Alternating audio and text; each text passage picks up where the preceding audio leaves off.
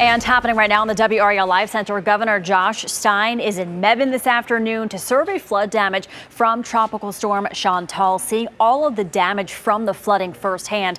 We actually spoke with him just a little while ago about all of this. Take a listen. Part of why I want to go out there is understand the extent of the infrastructural damage to water, wastewater, the roads, see how extensive that damage is. I talked with a couple of the sheriffs over the weekend, and they were saying there were widespread culverts washed out, some communities essentially disconnected from the roadways. And Governor Stein is actually speaking with officials live right now. This is our camera crew there. You are looking at Governor Stein talking with officials in Mebane right now. We know the Eno River rose 22 feet in 4 hours to record flood levels. Dozens of people had to be rescued by boats as the floodwaters actually entered homes. The water has receded, but the recovery efforts are far from over. And coming up in the next half hour, we'll hear from Laura Leslie. She is live there in Mebane. Happening now, Governor Josh Stein is visiting some of the hardest hit areas from Chantal.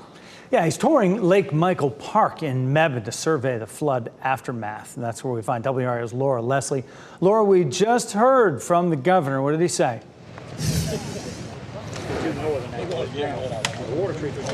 Well, we're hearing, he's out here today to survey some damage that was at a dam that was actually under construction. I'm going to get out of the way and let you look at it. This dam at Lake Michael Park everything was closed off last fall, and they were in the process of reconstructing that dam.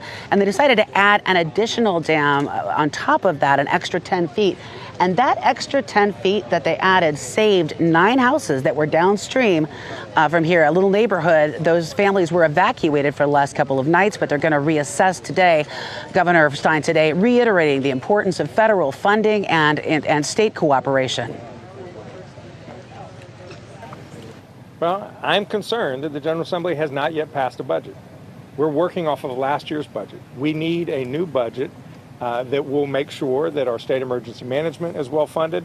There are real funding concerns with the federal government. A lot of our emergency management personnel is paid for from federal funding. We've been working hard to secure that funding so we don't experience widespread layoffs.